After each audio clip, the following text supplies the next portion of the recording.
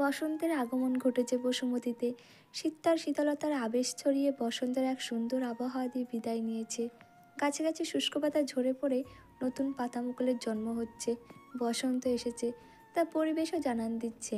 বসন্তের আগমনে সেজেছে প্রাকৃতিক পরিবেশ। গাছের ফাঁকে ফাঁকে কোকিল তার সুমিষ্ট কণ্ঠে কুহু কুহু গাইছে। পরিবেশ যেন বসন্তের আগমনে মুখরিত। জানালার ধার ঘেঁষে বসে আছে প্রিয়ন্তী। শূন্যে দৃষ্টি রেখে তাকিয়ে আছে এক মনে। মনের অভ্যন্তরে তার কি চলছে তা বাহির থেকে বলা মুশকিল। সময় যেন তার নিজ গতিতে চলমান। নদীর স্রোত যেমন প্রবাহমান, সে তার আপন সত্তায় চলে, ঠিক তেমনইভাবে সময়ের নিজের গতিতে চলমান। কেউ তাকে নিজের মতো আটকে রাখতে পারে না। জানালার পাশে টেবিল থেকে এক সফেদ রঙের কাগজ আর হাতের আঙুলের ভাঁজে কলম নিয়ে বসলো। বোন তার শহরে। বেশ কয়েকদিন আগে বোন চিঠি পাঠিয়েছিল। ব্যস্ততার কারণে চিঠির উত্তর লেখার সময় হয়ে ওঠেনি প্রিয়ন্তীর, তাই আজকে চিঠি লেখার জন্য মনোনিবেশ করলো। চিঠি লেখা শেষ হলে কাগজটি ভাঁজ করে সযত্নে ব্যাগে ভরে নিল। প্রিয়ন্তী তৈরি হয়ে নিল চিঠিটি পোস্ট অফিসে দেওয়ার জন্য। বাইরে বের হতেই প্রিয়ন্তীর মা সফেদা রহমান এক নজর দেখলেন। কাজ করতে করতে বললেন, কোথায় যাচ্ছিস প্রিয়? প্রিয়ন্তীকে পরিবারের সবাই সংক্ষেপে প্রিয় বলে ডাকে। প্রিয়ন্তী মায়ের কথার জবাবে বলে উঠল, এই তো মা, পোস্ট অফিসে যাচ্ছি। সুপ্তিবাবু চিঠি দিয়েছিল, তার প্রতি উত্তরে চিঠিটা দেওয়া হয়নি, সেটাই দিতে যাচ্ছি। ও আচ্ছা, সাবধানে যাস কিন্তু। আচ্ছা মা, আসছি। বলেই বেরিয়ে পড়ল প্রিয়ন্তী। গ্রামের রাস্তা, সচরাচর চওড়া শুরু হয়। প্রিয়ন্তীর বাড়িটা দালানের হলেও বাড়ির সামনের জায়গাটা বেশ ছোট ছোট ঘাস লতাঙ্গুলায় ভরপুর। কাল রাতে কিছুক্ষণ বৃষ্টি হওয়াতে জায়গাটা কিছুটা কাদামাক্ত রূপ ধারণ করেছে। কিছুটা পিচ্ছিল হওয়ায় প্রিয়ন্তী সাবধানে সম্মুখে এগিয়ে যাচ্ছে, যেন মাঝ রাস্তায় পড়ে যেতে না হয়। মহাসড়কে এসে থামলো। একটা রিকশার জন্য অপেক্ষা করছে সে। রিকশার খোঁজে আশেপাশে নজর ফেলতেই কোনো এক পুরুষের ভরাট কণ্ঠ শুনে চকিতে তাকালো। গ্রীবা ঘুরিয়ে তাকালো প্রিয়ন্তী। বিস্ময়ে অস্ফুট স্বরে বলল, মাহের? আরে প্রিয়, কোথায় যাচ্ছ? আগে আপনি বলুন, কবে আসলেন? এই তো ভোরে বাড়ি ফিরলাম। ও আচ্ছা, কতদিনের ছুটিতে এলেন? কিছুদিন আগে চাচির সাথে আলাপ করতে শুনলাম আপনি আসবেন, কিন্তু কবে আসবেন তা শুনিনি। মাকেও বলিনি কবে আসবো, আচমকাই এলাম। বাহ। রিকশাওয়ালাটাকে কথায় ব্যাঘাত ঘটল তাদের। আপনারা যাইবেন নাকি কোথাও? প্রিয়ন্তী বলল, পোস্ট অফিসে যাব, দাঁড়ান। বলেই পাশ ঘুরে মাহিরকে বলল, আজ আসি, অন্যদিন কথা হবে। অফিসে যাচ্ছ কেন? চিঠি এসেছে নাকি? চিঠি দিতে? বুবুমণি চিঠি দিতে। ওহো আচ্ছা, যাও তবে। হুম, আসি। বলেই রিকশা উঠে বসলো প্রিয়ন্তী। উঠে বসতেই রিকশা চলতে শুরু করলো। মাহির তার যাওয়ার পানে এক দৃষ্টিতে চেয়ে রইল। যতক্ষণ না তার চক্ষু দৃষ্টির অগোচরে যায় ততক্ষণ পর্যন্ত তাকিয়ে রইল। মাহির আনমনে বলে উঠল, কৃষ্ণচূড়া, তোমার দৃষ্টিতে আমাকে ভালোবাসা কবে দেখবো বলো তো? নাকি আমার সম্পূর্ণটাই বন্ধ থেকে যাবে?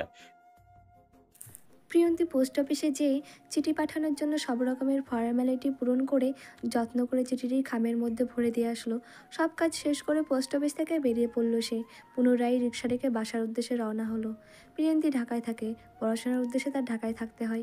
এক সপ্তাহর উদ্দেশ্যে ছুটি নিয়ে এসেছে। আজ চলছে পঞ্চম দিন, আর 2 দিন থাকার সময় আছে। প্রিয়ন্তীর মনে একটু ইচ্ছে নেই পরিবার ছেড়ে যাওয়ার, কিন্তু সে যে নিরুপায়, তার তো যেতেই হবে। পরীক্ষার পর ছুটিতে এসেছে। বাড়ি ফিরে যেতে সম্মুখ পানে তাকাতেই মাহেরের মুখোমুখি হলো প্রিয়ন্তী। মাহেরকে তাদের বাড়িতে দেখে কপালে ভাঁজ পড়ল তার। সফেদা রহমান তার মেয়ে প্রিয়ন্তীকে দেখে ডেকে উঠলেন, এই প্রিয়, এসছিস?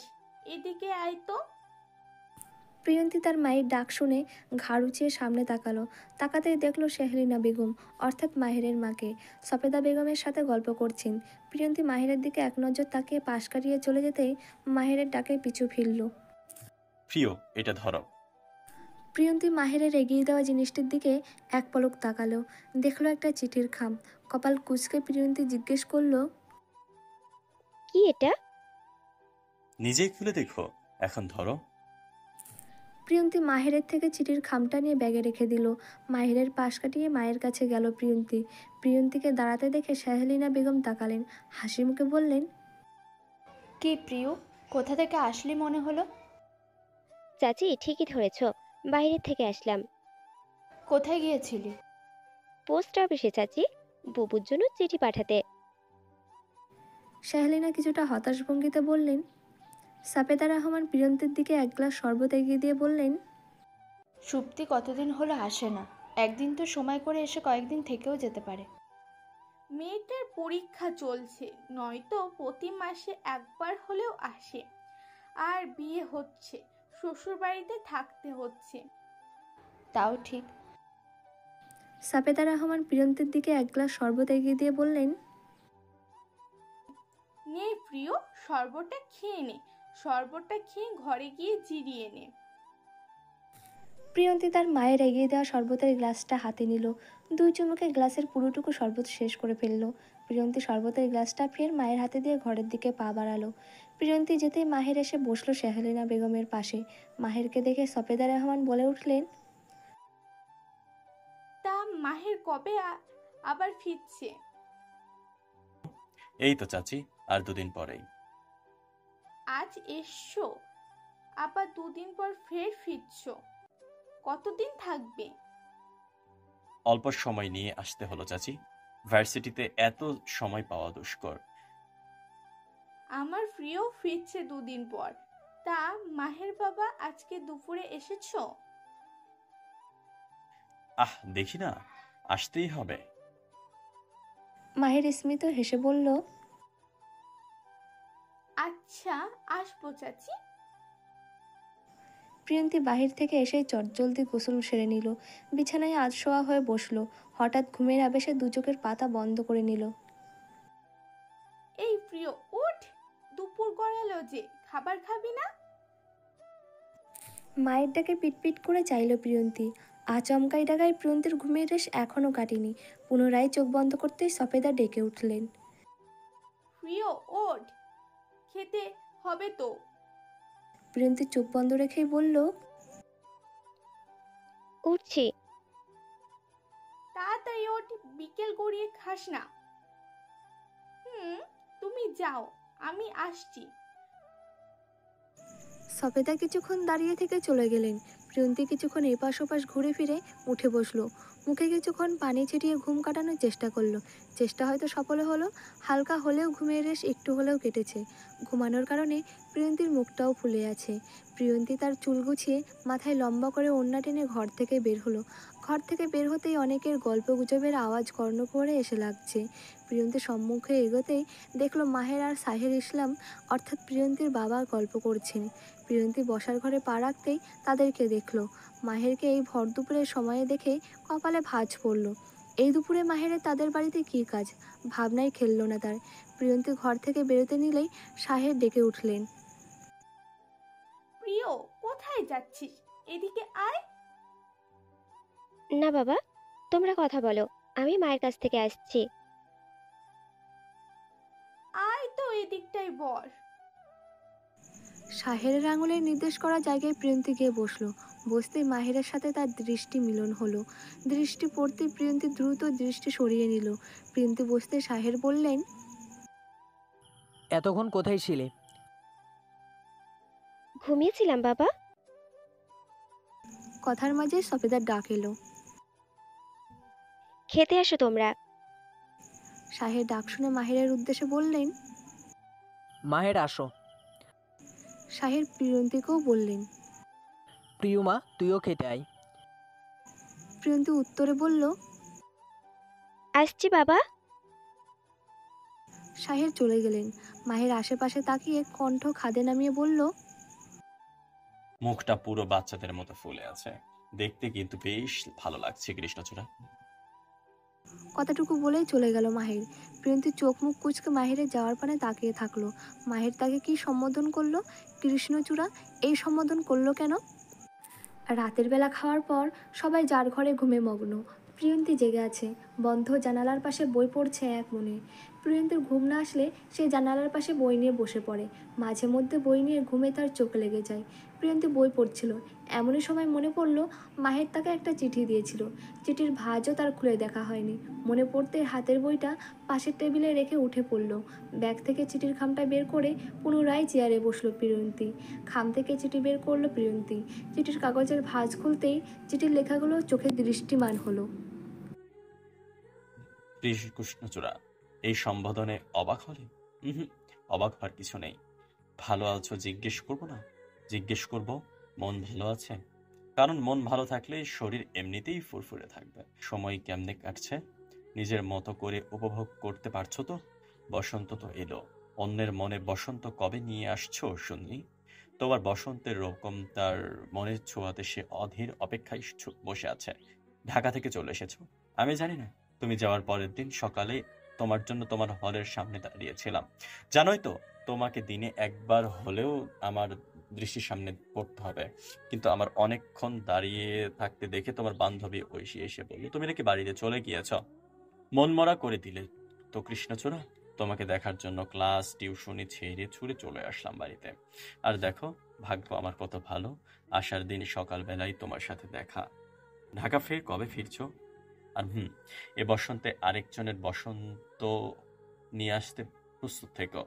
হয়তো সময় খুব নিকটে কিংবা দূরে, কিন্তু আসবেই। আজ আর নয়, আজ এই পর্যন্তই। কোনো এক পুরুষের মনে বসন্তের রং ছোঁয়ানোর নারী ভালোবাসাই ভালো থেকো। ইতি মাহের। একবার, দুবার, তিনবার, পুরো তিনবার একই চিঠি বারবার পড়ল প্রিয়ন্তী। চিঠির কোনো রকম অর্থই তার মাথায় খেলছে না। বেশ কিছুক্ষণ চিঠির দিকে তাকিয়ে ভাবলো। এমন সময় জানালায় টোকা পড়ল। ভয় পেয়ে গেল সে। এই রাতে কে জানালায় টোকা দেয়? প্রথমবার টোকায় প্রিয়ন্তী খুলল না। পরপর চারবার টোকার পর ভীত চেহারায় প্রিয়ন্তী জানালা খুলল। জানালা খোলার পর টর্চ লাইটের আলোয় সামনে থাকা মানুষকে বুঝতে সক্ষম হলো। সামনে থাকা মানুষটাকে দেখে অবাকের চরম শিখায় পৌঁছালো প্রিয়ন্তী।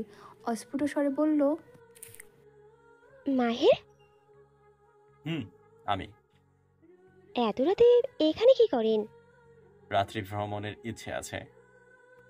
প্রিয়ন্তী অবাক হয়ে বলল, কেন? বলো না, ইচ্ছে আছে কি? হুম, আছে, কিন্তু একা থাকায় রাতে ভয়ে বের হইনি কখনো। বের হয়ে আসতে পারবে এখন? কেন? আরে বলো না, পারবে? পারলে দ্রুত বের হয়ে বাগানের পিছন সাইডে আসো। প্রিয়ন্তী কিছুক্ষণ ভেবে উত্তর দিল। আচ্ছা, আসছি। প্রিয়ন্তী মাথায় কাপড় টেনে দরজা খুলে বেরিয়ে পড়ল আড়ালে। প্রিয়ন্তী মনে মনে ভাবলো মাহেরের এই প্রস্তাবে কেন সে রাজি হলো। রাজি হওয়ার কারণও তার জানা নেই। ভাবতে ভাবতে বাগানের পিছন সাইডটায় চলে আসলো। সম্মুখে এগোতেই মাহেরকে চোখে পড়ল তার। প্রিয়ন্তী এগিয়ে গিয়ে মাহেরের পাশে দাঁড়াতেই মাহের প্রশ্ন করল, ঘুমিয়ে পড়েছিলে? না, ঘুম আসছিল না দেখে বই পড়ছিলাম। ভালো তো। আপনি এত রাতে কি করেন? আসছিল না, তাই রাত্রি ভ্রমণে বের হলাম। ভাবলাম একা ভ্রমণ এনজয় করা ভালো হবে না, পাশে একজন সঙ্গী থাকলে ভালো হবে। বাহ, সুন্দর চিন্তা। প্রিয়ন্তী আর মাহের দুজনে একসঙ্গে পাশাপাশি হাঁটছে। রাতে নিস্তব্ধতায় বের হয়। প্রিয়ন্তীর মনে মনে ভয় লাগলেও পাশে একজন থাকা সে ভয়কে প্রশ্রয় দিচ্ছে না ততটা। হাঁটার পাশাপাশি মাহের মাঝে মধ্যে টুকটাক কথা বলছে। প্রিয়ন্তীও সেই কথার উত্তর দিচ্ছে। রাতের অর্ধেক সময়টা এভাবেই কেটে গেল। প্রিয়ন্তী যাওয়ার কথা আর 2 দিন পর হলেও সে আরও 4 দিন বেশি থেকে গেল। আর 3 দিন পর তাকে ফিরতেই হবে। কোনো অজুহাতে তাকে থাকলে হবে না। আজ, কাল আর পরশু দিনটা থাকবে প্রিয়ন্তী। সকালবেলা আড়মোড়া ঘুম ভাঙল তার। ঘুম থেকে ওঠার পরপরই বাইরে থেকে বেশ কয়েকজনের কথা বলার আওয়াজ কর্ণকুহুরে আসছে। প্রিয়ন্তী ঘর থেকে বের হয়ে বাইরে যেতেই সেহেলিনা, সফেদা আর শাহেরকে কথা বলতে দেখল। কী সব আলোচনা চলছে তাদের মধ্যে প্রিয়ন্তী বুঝতে পারল না। প্রিয়ন্তী কিছুক্ষণ থেকে ফের তার নিজের ঘরে চলে গেল। সাহেলিনার কথায় শাহের উত্তর দিলেন, আমরা পিউর সাথে কথা বলে দেখি, সে রাজি থাকলে তো আমাদের এগোতে সমস্যা নেই। সাহেলিনা বললেন, তা তো ভাইজান করবেনই। প্রিয়র মত ছাড়া আমরা এগোবো না, কারণ এটা তাদের সারা জীবনের ব্যাপার। আমাদের সবার মতো থাকলে আর ওদের মতামতের গুরুত্ব না দিলে পরে দেখা গেল তাদের জীবনে শান্তি মিলল না। আর মাহির তো আমাকে নিজে থেকেই বলেছে, অতএব মাহির এখানে মত আছে। এটা নিয়ে পুরোপুরি নিশ্চিত থাকুন আপনারা। আমরা তাহলে কাল জানাই পিউর মত নিয়ে। আচ্ছা ভাইজান, পুরো বিষয়টা পিউর উপর ছেড়ে দিন, যদি চায় তবেই হবে সব। কিছুক্ষণ কথাবার্তা বলে শাইলিনা সেখান থেকে প্রস্থান ঘটালেন। প্রিয়ন্তী ঘুম থেকে উঠল কিনা দেখতে খাবারের প্লেট সমেত ঘরে প্রবেশ করলেন সফেদা। প্রিয়ন্তী জানালার ধার ঘেঁষে আধশোয়া হয়ে বসেছিল। ঘরে কাউকে ঢুকতে টের পেয়ে চকিতে তাকালো। সফেদাকে দেখে প্রিয়ন্তী নড়ে চড়ে উঠল। সফেদা খাবারের প্লেট পাশের টেবিলে রেখে প্রিয়ন্তীর পাশে বসলো। কখন উঠলি? এই তো একটু আগে।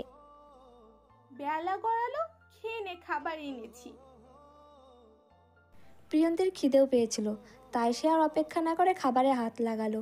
প্রিয়ন্তী খাচ্ছিল, এমনই সফেদা প্রশ্ন করে বসলেন, কাউকে পছন্দ করিস প্রিয়? আচমকা এমন প্রশ্নে খাওয়ার সময় প্রিয়ন্তী বিষম খাওয়ার উপান্তর হলো। সফেদা দ্রুত মেয়ের দিকে পানির গ্লাস এগিয়ে দিলেন। প্রিয়ন্তী গ্লাস নিয়ে তার অর্ধেক পানি শেষ করলো।